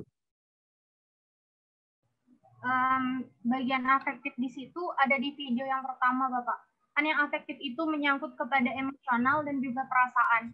Nah, jadi di sana mereka itu merasakan adanya kedekatan dengan Tuhan, tetapi mereka karena merasakan kedekatan tadi, mereka menghalalkan, bahkan ketika adanya wabah penyakit atau pandemi itu menular, mereka tetap percaya bahwa mereka beribadah dan dengan cara berkumpul bersama-sama. Padahal agama sendiri itu mengajarkan kepada pemeluknya itu kebaikan dan kecerdasan, di mana masyarakat seharusnya mengimplementasikan rasa emosional dan perasaan mereka tadi tidak hanya dengan beribadah kepada Tuhan, tetapi juga mengusahakan bagaimana cara menghindari wabah atau pandemi tersebut. Ada yang melihat dari sisi yang berbeda? Yasmin, Pak. Ya, silakan. Yasmin, silakan. Yasmin mikirnya yang tindakan afektif itu dilakukan sama aparat, Pak. Jadi waktu pas yang di video kedua, itu tuh kan ada aparat yang menggusur lahan-lahan pertanian ya, Pak, jadi pertambangan. Nah, di situ tuh kan mereka, ya apa boleh buat, saya harus lakukan ini gitu, karena itu tugas mereka. Jadi mereka nggak melihat sisi dari masyarakatnya, jadi cuma ngelihat kalau dia itu tujuannya emang harus menggusur, ya maaf, ini tugas saya, jadi dia kayak gitu, Pak. Iya. Nah, kalau itu contohnya, itu afektif gitu kan. Nah, kalau yang dicontohkan Anissa itu menurut Anissa afektif. Barangkali ada yang punya pendapat yang disampaikan Anissa itu, oh itu bukan afektif, itu tradisional karena begini-begini. Ada nggak yang punya pemikiran begitu? Saya, Pak. Silakan, Valentino. Menurut saya, karena kegiatan beribadah merupakan kegiatan yang memang kita lakukan setiap hari dan juga merupakan kewajiban dari agama itu sendiri. Jadi saat terjadi pandemi seperti ini, masyarakat masih kurang mampu untuk beradaptasi sehingga masih banyak yang melakukan kegiatan ibadah di tempat ibadah dan kurang mengindahkan kebijakan-kebijakan yang dilakukan pemerintah. Seperti itu, Pak. Ya, itu realitasnya. Namun kalau dianalisis, dengan pisau analisis itu bisa konsep-konsep, bisa teori. Nah, itu. Apa, Valentino? Yang Anda sampaikan itu masih sebatas realitasnya. Wah, itu faktanya begini. Maksudnya seperti apa, Pak? Kalau yang disampaikan Anissa tadi kan ada unsur emosi dalam beribadah, itu afektif gitu. Nah, kalau menurut Valentino, mereka beribadah dengan nuansa emosionalnya itu afektif atau bukan? Jangan-jangan itu tradisional. Atau jangan-jangan itu berorientasi nilai. Gitu. Pak, saya izin masuk, Pak. Silakan, Gading. Kalau menurut saya tindakan rasional berorientasi nilai. Karena mereka itu kayak yang saya tahu hanya melakukan ini kayak dia tuh mikirnya langsung karena kan jadi bertentangan kan, Pak, mereka beribadah di gereja misalnya atau di rumah ibadah padahal ada pandemi COVID-19 harus kita jaga jarak kan. Jadi mereka hanya taunya bahwa ketika mereka beribadah mereka ada dijaga oleh yang mereka sembah, padahal kan sebenarnya untuk beribadah juga bisa melalui rumah, tapi mereka cuma taunya bahwa beribadah itu misalnya hanya di rumah ibadah saja, jadi mereka hanya pemikirannya sampai di situ saja, sehingga menurut saya itu rasionalnya hanya berorientasi nilai yang sependek itu, Pak. Oke. Ada lagi yang mau berkomentar? Bebas ini. Yasmin mau, Pak. Oke, sebentar ya. Setelah Yasmin, Cynthia. Setelah itu masih bisa ya, 3 orang lagi masih bisa. Silakan. Ya, Yasmin berpendapat, Pak, kalau yang tadi kata Anissa tuh agama tuh masuknya ke tindakan tradisional, Pak. Soalnya kayak banyak kegiatan keagamaan itu tuh udah turun-temurun tradisi dari atasnya gitu. Kalau misalnya di Islam kan kayak misalnya tahlilan, misalnya habis ada yang meninggal itu biasanya kumpul-kumpul buat tahlilan, ngedoain orang yang meninggal. Terus kalau misalnya untuk sholat yang kayak gitu-gitu juga kan itu masuknya kayak udah jadi tradisi sholat. Kalau buat cowok tuh berjamaah tuh kayak wajib gitu kan. Nah, jadi mereka masih mikir kalau itu tuh tradisi yang harus dilakukan walaupun ada pandemi. Nah, sebenarnya kan itu bisa jadi ditolerir karena ada wabah yang bisa berakibat malah lebih fatal kalau misalnya kita berkumpul. Jadi di situ sih masalahnya. Oke. Setelah itu Cynthia. Silakan Cynthia. Kebetulan pendapat saya itu Pak sesuai dengan Yasmin. Saya setuju dengan pendapat Yasmin. Itu beribadah termasuk tindakan tradisional karena sudah turun-temurun dari yang sebelum-sebelumnya, dari orang tua, dari nenek kakek, seperti Jumatan, tahlilan tadi yang disebutkan oleh Yasmin, begitu Pak. Jadi beribadah termasuk ke tindakan tradisional. Oke. masih saya berikan kesempatan 3 orang untuk kuliah hari ini. Saya persilahkan. Lucy? Ya, Pak. Lucy Rahmawati mau berpendapat, silakan. Pendapat saya sebenarnya hampir sama dengan Yasmin dan juga Cynthia tadi, yang mana kegiatan beribadah itu termasuk ke dalam tindakan tradisional gitu. Karena kalau misalkan dari pendapat yang disampaikan oleh Valentina tadi, kegiatan beribadah itu dilakukan karena menunaikan kewajiban terhadap Tuhannya gitu, yang sudah diatur dalam agamanya, sehingga karena kewajiban tersebut kita tuh jadi selalu melakukannya gitu, dan ya itu selalu dilakukan karena memang sudah kewajiban, seperti itu, Pak. Oke, 2 orang lagi untuk hari ini. Pak Dian izin berpendapat. Silakan, Saudari Dian.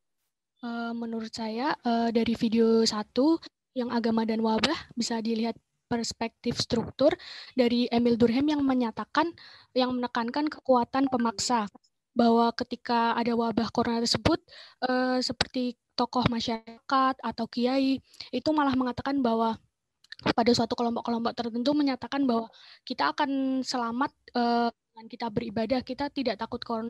Dengan kita beribadah kepada Tuhan, maka kita akan selamat dari corona.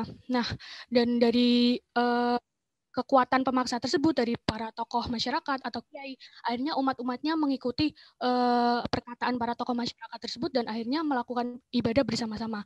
Padahal seharusnya para tokoh masyarakat tersebut mengajak umat-umatnya untuk beribadah di rumah dan mematuhi protokol kesehatan. Seperti itu. Terima kasih, Pak. Sama-sama. 1 orang lagi. Izin berpendapat, Pak. Silakan. Baik, saya ingin berpendapat soal Fiona. pendekatan. Oh, ya. Silakan. Saya putus-putus nggak, Pak? Enggak, jelas. Oh ya, baik. Saya ingin berpendapat dari sisi pendekatan ilmiah dan metodologi kajian, Pak, terutama dari video ketiga dan video kedua. Kalau menurut saya, jika kita menggunakan pendekatan berbeda, akan mendapatkan hasil yang berbeda. Bisa dilihat dari video ketiga, itu menurut saya sendiri, itu menggunakan pendekatan kuantitatif. Melihat dari data-data, di mana pas dilihat, ternyata justru dari sisi pangan, terdapat kemajuan, misalnya dari sisi frozen food dan lain-lainnya. Sedangkan begitu kita menggunakan pendekatan kualitatif, di video kedua, kita mewawancarai dari pihak yang tinggal di perkotaan, dari pihak yang tinggal di desa, itu ternyata terjadi kesenjangan kan, Pak. Jadi kalau menurut saya dengan pendekatan yang berbeda, pendekatan ilmiah yang berbeda, kita juga bisa mendapatkan hasil yang berbeda. Terima kasih, Pak. Baik, saudara sekalian, untuk diskusi dan tanya jawab saya cukupkan dulu. Namun saya ingin memberikan penekanan tersendiri. Sudah tampak ya share screen-nya? Sudah, Bapak. Sudah. Tapi kenapa di saya nggak bisa turun ya?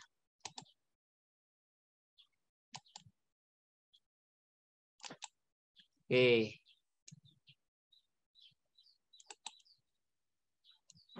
Saya coba lagi ya.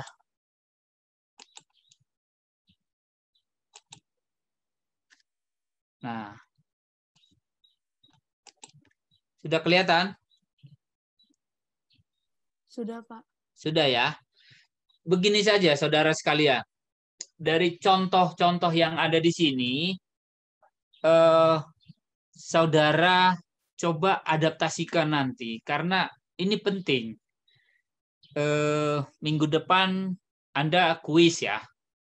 Kemudian nanti akan ada ujian tengah semester. Seperti itu.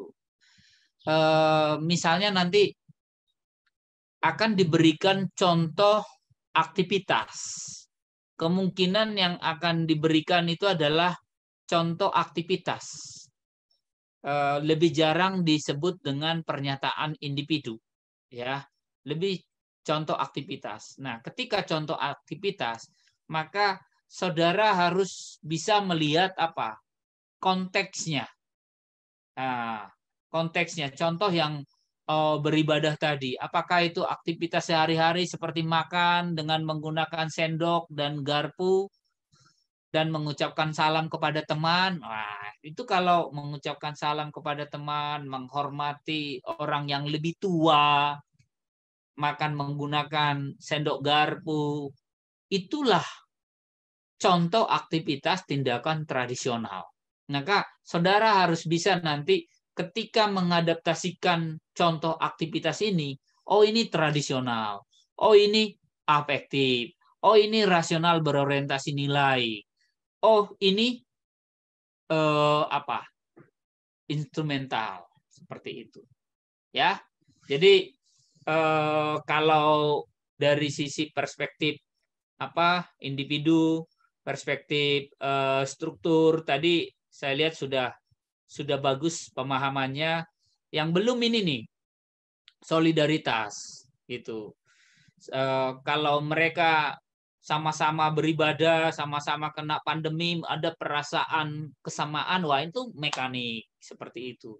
Ketika mereka terorganisir di dalam satu rukun tetangga, mereka berbagi peran, siapa yang melakukan apa, ada spesialisasi tertentu dalam mencapai tujuannya, semua orang sesuai dengan status dan peranannya, artinya dia fungsional.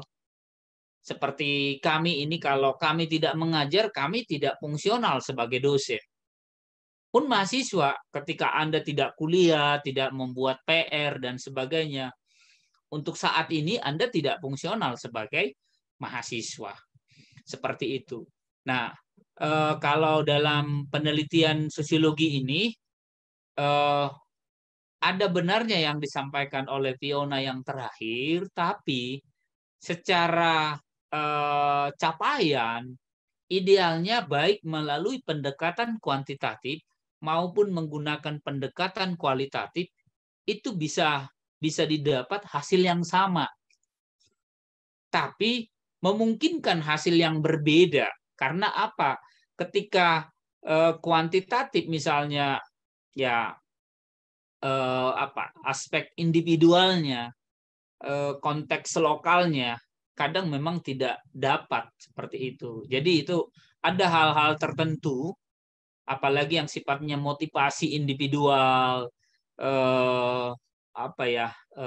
tradisi-tradisi yang berhubungan dengan masyarakat, itu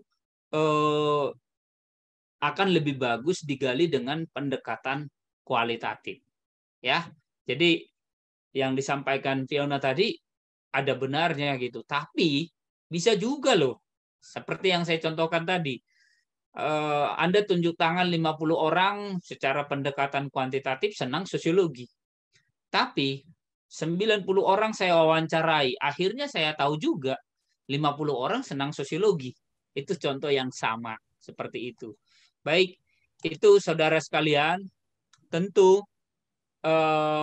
belajar sosiologi ini ya terus-menerus. Tapi intinya satu, sosiologi itu sosius dan logos. Ilmu tentang kawan-kawan. Itu harus saudara pahami itu. Perspektif individu, tindakan individu ada konsekuensinya dengan orang lain. Ketika individu versus individu, kita bisa melihat perspektif struktur. Ketika itu tindakan sosial, kalau kita analisis dari Weber, wah itu kita bisa analisis 4 itu. Kalau Durkheim ada 2 solidaritas. Pendekatannya ada 2, kuantitatif, kualitatif. Namun apapun itu, saudara sekalian, ada banyak fenomena terkini, ada banyak realitas sosial, ada banyak fakta sosial. Namun pisau analisisnya konsep, ya, konsep sosiologi itulah.